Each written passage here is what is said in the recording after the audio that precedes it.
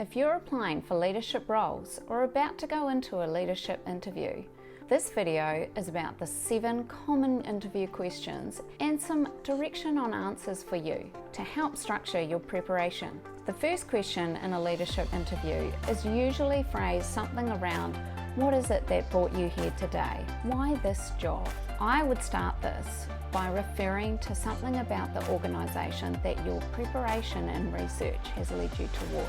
So it could be, upon researching your organisation, I identified 2 things that really stood out for me and made me excited about the role. This will highlight to the interviewer that A, you've done your research, but B, you've actually done it in a way that means that you're keen to work for them, not just them employing you. And that's the other thing to remember, is that interviews are for you too. You don't want to take on the role just because they offer it to you. You actually really want to do the job. It's a long time in a job if you're not happy with the organisation. So part of making sure is doing your due diligence and actually researching the company first, so that you can easily answer such questions as, why this job? Why this organisation? An example for the question could be that you identified that they were using the latest technology and you were really inspired by the fact that it showed that they were really innovative and you were interested in working there, and that they were obviously prepared to invest in the best in order to provide a quality service or product to their customers. I would then move into how your experience fits with their organisation in particular. So it could be that you noticed that they were advertising for someone who had experience mentoring staff. So hopefully you've got something that could align with such a thing. So for example, it could be that you've been running a leadership and mentoring program in your current role. So then you can expand on that to them and say, well, I noticed that you're interested or you're seeking someone who's got this experience. I've been building this program in my current role and have really enjoyed investing my time in that and would love to continue that and expand it in a new organisation. And then you can build on how that's a transferable skill that you're going to bring as an asset to the new role. The second common question that is often asked at leadership interviews is, what do you believe are the skills and qualities that make a great leader? This question is usually phrased so that they know, what is it that you think is a good leader? So how are you going to be in the leadership role? What is your leadership style and the qualities that you're going to bring and highlight as being important with leading a team? So it can be a way of determining whether or not you're the right fit. I would start with the most obvious here, usually communication. Showing that you have the ability to articulate yourself clearly and to listen is really important, and this is something that they will be looking for in the interview. You need to be able to show that you can listen to the question and answer it clearly. If you don't answer the questions that are asked of you throughout the interview, and you're not being clear with your answers, this could highlight to the interviewer that you're actually not that good at communication. Another example for the skills and qualities of a great leader could be motivating staff or a team. So you probably want to talk about appreciating and celebrating the achievements of the team and providing quality feedback and a positive work environment. Don't forget, they will also need somebody who is focused on the organisational goals. So it can't be just about, I can motivate a team and I can inspire people and I can communicate well. You also need to show that you have some of that strategic leadership around driving performance. Other qualities you may want to highlight are around being resilient and adaptive with change, and perhaps integrity. Integrity as a leader is pretty important too. You need to be able to frame these in a way that really resound with who you are and who you see yourself being as a leader too though. Another common question is, why are you in particular suitable for this leadership role? Now this is where you would probably expand on some of those qualities that you see as making a great leader into examples of how you show that you're a great leader in your current role, or examples of how you would show that you are a great leader. Highlight how your experience brings with you the knowledge that they may need for the role. So if you have particular knowledge in the industry that you would be leading, you'd want to highlight this, and that being something that would make it easier for you to transition into the role. Then talk about specific examples. Have a couple ready to go. So for example, how you motivated a team for a clear result and outcome. Lay it out using something like the STAR method.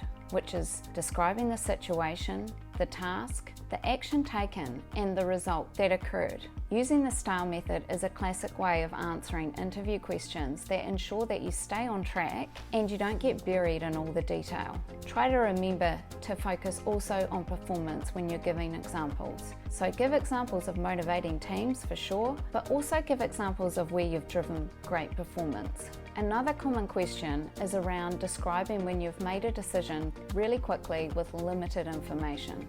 This question is trying to determine what you're like when you're thinking on your feet and not having all the information to hand, which is quite common in leadership.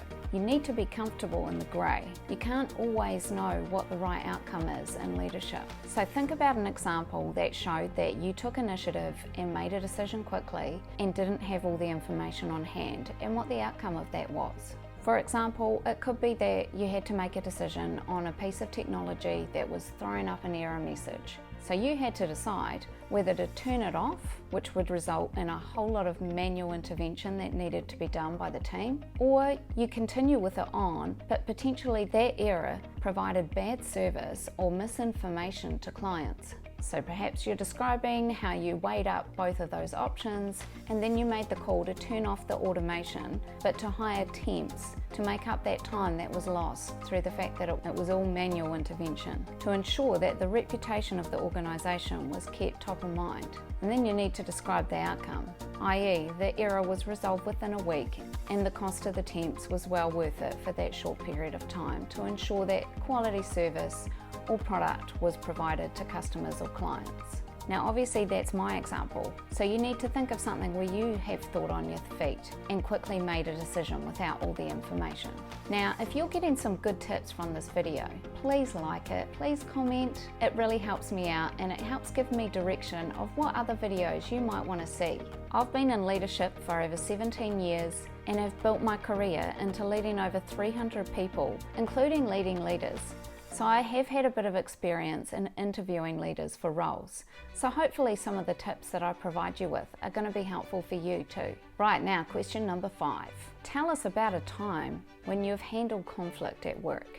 This is a common question for interviews. It's about understanding how you deal with conflict and if you're not afraid to step in and manage conflict successfully. This is a common question for leadership interviews. Resolving conflict is really important and resolving it before it becomes a big conflict is even more essential as a leader. So they'll really want to understand how you're going to manage conflict quickly and effectively without anyone else needing to step in for you. So it could be that you're prepared with an example such as you have had 2 team members that communication had broken down and they were really going head to head quite often, which was really disrupting the rest of the team. So perhaps you dealt with that conflict by splitting them up, individually talking to them, understanding where they were both coming from, and then kind of mediating with them together as a team to work out how they could work more successfully together. So you'd describe the structured approach that you took to resolve it and to help them manage through it, and then how you might have created common ground between the 2 parties so that they were comfortable again communicating clearly with each other and working out what their communication patterns needed to be for them to be able to talk on the same page. Because sometimes we communicate quite differently to each other, so it's important to find that middle ground. And then talk about what the follow-up was. So what did you do to ensure that it didn't happen again? So a really structured response to how you manage conflict and showing that you actually already have a bit of a pattern as to how you would resolve it on an ongoing basis. Because often the same sort of situations occur, and as a leader you find yourself falling back on the same patterns to resolve them, which can be quite effective. It's also good to round it off with, this experience taught me the power of positive communication, or whatever it is that that experience might have taught you, because then it shows that you're learning and growing as you build your leadership.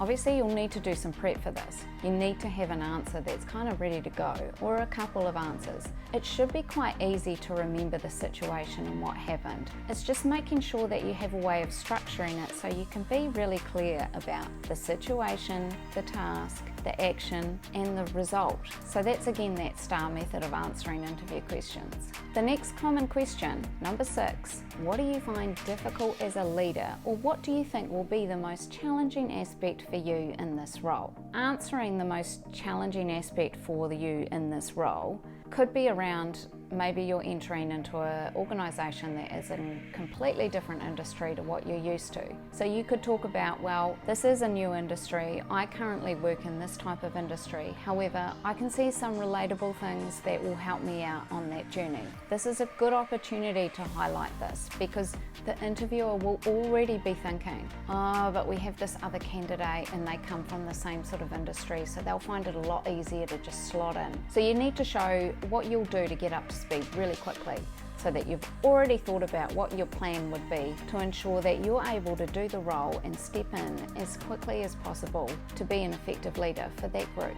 Now, if it's around what kind of people do you find most difficult to manage, or what kind of situation do you find most difficult to manage, I think you need to fall back on something that you know is a bit of a challenge for you, however you know how you overcome it or how you deal with it in your current role. So an example of this could be that you find people that are resistant to change the most difficult to manage. So talk about why that is. So if it was me, I would be saying, I really like change, I really enjoy the fast-paced nature of change environments, and that's an area of strength for me. So I know I need to put a little bit more effort into keeping a check on those that maybe can't keep up with the pace of change and need a little bit more support to keep them on that journey. And then I would fall back on the mechanisms and structures that I already know. So for example, I could say that I use my ADCAR experience and the training that I've had from ProSci to help me manage through situations of change,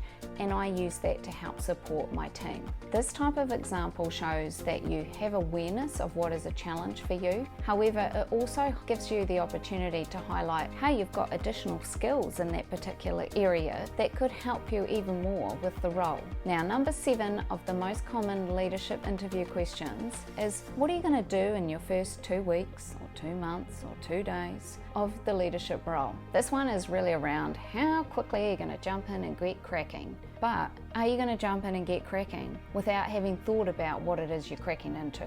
So it's a little bit of a mixed bag. I would usually frame this around firstly meeting with my manager or my leader to ensure that I understood the direction and the expectations of the role, and really getting a sense of what they maybe aren't overtly saying, but you can tell the sense of the direction they want things to go in, and really just getting a grounding in how things work, and perhaps what some of the boundaries might be that I'm not quite clear on. Then I would be really digging in with the team. So that is meeting with the individual team members one-on-one, getting to know them, understanding what their role is and what it is that works for them in terms of communication. I also like to ask what their expectations are of me. So I might not fulfill those expectations, but it's quite nice to get an understanding of what they might be thinking that I'm going to bring in the role. Then it's a meeting with the whole team, and by that stage I should be able to talk about what I think is next and what the focus might be, and how much I'm enjoying working with everybody and getting to know the team. So you'll need to think about that a little bit in terms of what kind of industry you're going into and what kind of leadership job it is. But that's a sort of framework that I use that I've found quite successful. So that's the 7 most common leadership interview questions,